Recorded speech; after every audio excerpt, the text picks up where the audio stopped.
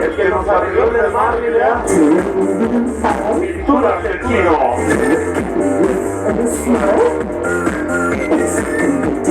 Eso es lo más bonito de así, niño. Pero la luz no tiene que trabajar, ¿ya?